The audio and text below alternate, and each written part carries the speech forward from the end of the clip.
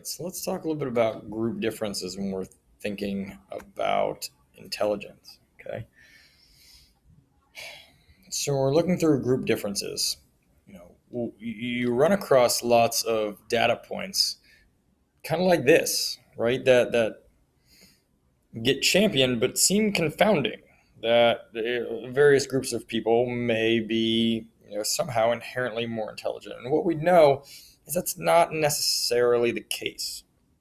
That's not the case at all, to be a matter of fact. And when we look at testing, what we find out is that there's lots of biases in these tests, ranging anywhere from the programs themselves to the questions being asked to those administering them to whatever, and other underlying factors such as timing of the exams, such as location of these tests, such as socioeconomic status, et cetera, et cetera, et cetera, which leads us to these normative bell curves that are very much misunderstood, however, still often used, which is very problematic.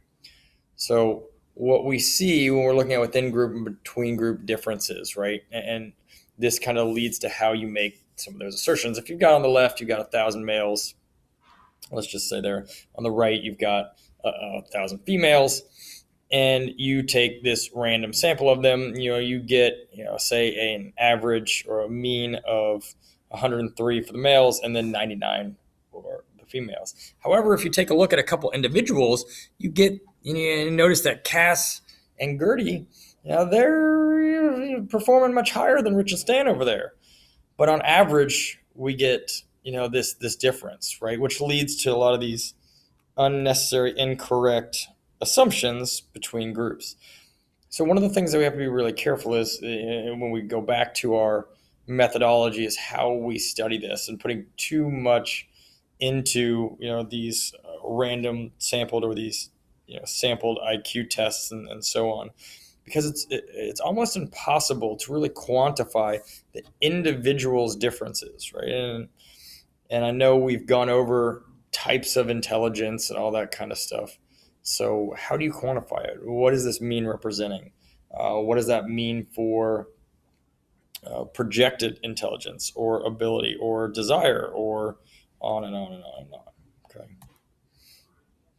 When we look at these differences, and the very famous bell curve book that's on there was one of the first to kind of champion some of these group differences, and use this IQ measure to show dominance between groups that really didn't exist, right? So it's come under a lot of scrutiny for that, but also does right in there and talk about things like socioeconomic status, as well as race and other things as reasons that may skew this bell curve, right? So heritability.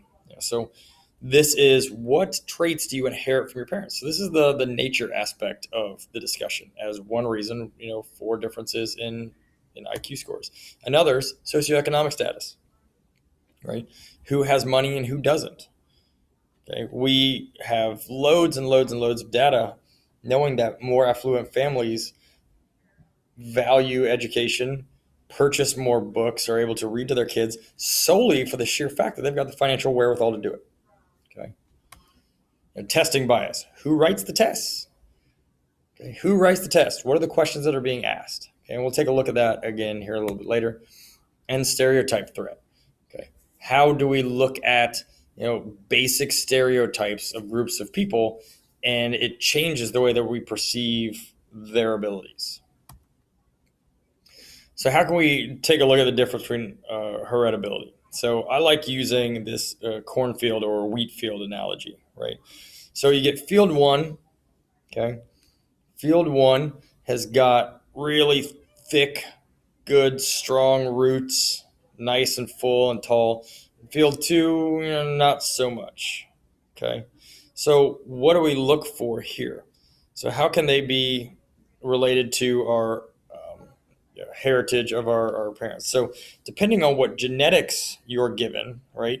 Genetically modified food, right? You've probably heard of that. But, looking at the types of genes that these seeds get, some are either going to be hardier, stronger, seeds that need less water and grow bigger and thicker, or less. Also, the locations that they're planted, whether they get more water, more shade, more sunlight, all that stuff plays a role in it.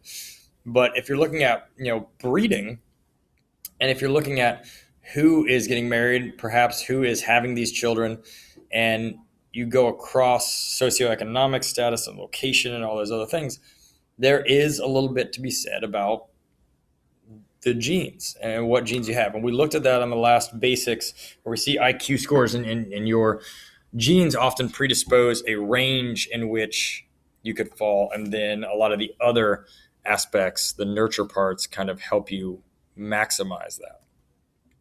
Okay.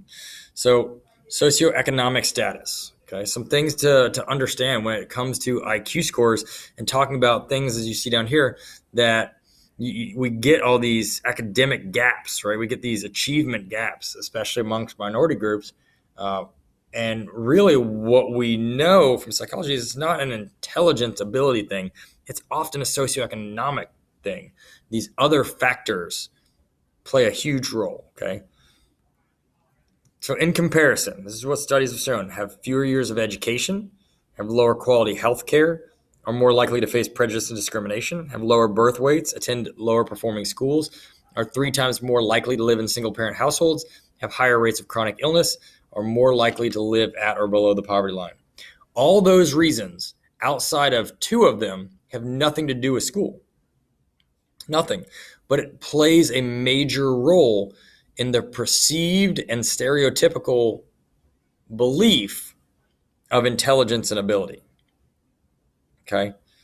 So this is a neat little breakdown from an article out there in there. Teachers' years of experience and quality of training is correlated with children's academic achievement. The more and longer your teacher is taught, the more the students get out of it. Okay. Yet children in low-income schools are less likely to have well-qualified teachers. In fact, of high school math teachers in low-income districts, only 27% of those teachers major in mathematics in college, as compared to 43% of those teachers in more affluent schools. Right? So double the amount of teachers are available in more suburban and affluent schools to teach mathematics than in lower income schools. Okay, so think about that. Okay, and how money and socioeconomic status plays a role.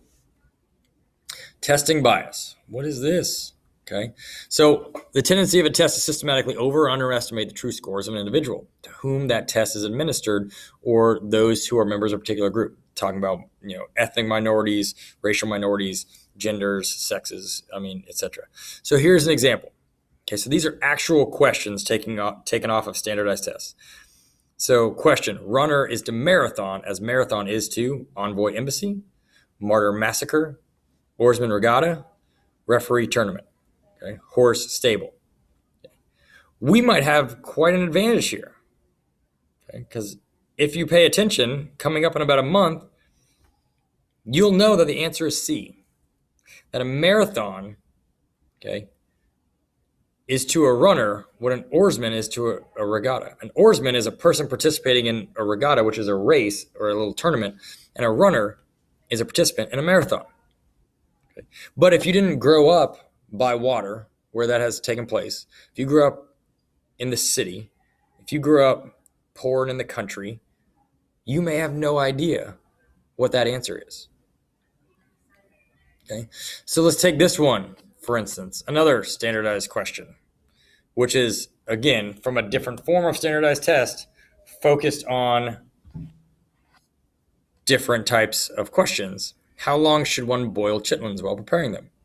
Again, if you did not grow up eating this southern-based food, you wouldn't know that answer. Okay, 5 minutes, 3 hours, 24 hours, 45 minutes. Okay? You wouldn't know. So the question is, would it be fair for either of these tests to be presented to groups of people that may not know what they are? These are where the biases come in, right?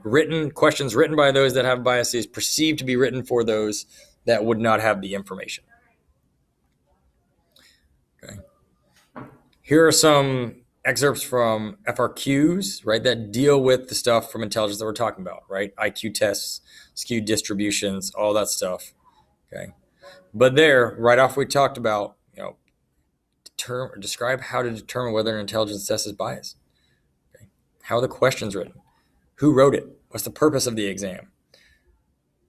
Okay. Who's it being given to, etc. Here we go. More of it.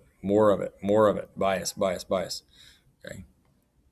Here are some answers that you can go ahead and you can work through and get some examples from them. And then stereotyping is a threat. The apprehension or fear that people might experience if they believe that their performance on tests might confirm negative stereotypes about their group. Stereotype threat causes distraction, anxiety, and interferes with performance by reducing the capacity of short-term memory and undermining confidence and motivation. Creates a lot of stress and anxiety. Oftentimes it's looked at as a single person or a small group of people are kind of carrying the flag or trying to dispel myths that some may have about their racial group, sex, whatever. Okay. And it creates a system in which they drastically underperform. So it's not really indicative of what their abilities are, their intelligence is, but more a product of the stressful environment in which they're asked to perform. Okay. So this effect is amplified under two conditions. The individual is very aware of the negative stereotype his or her group has in related to assessments. Individual perceives the assessments to be an index of ability, right? High stakes testing, where you get into college, where you get into law school, med school, etc., like that. Okay. And here you go. So when you're looking at the stereotype on it, when it's not easily available and the stakes are not high, we find that black students and white students in this article and graph, they are going to do roughly the same. When it is obvious, right, that there's this expectation, this stereotype of underperformance, the minority students, the black students, score far worse. Okay. This is a cognitive issue. It has nothing to do with intelligence or ability. It has to do more with stress and anxiety that strains the brain and their ability to recall information than anything else.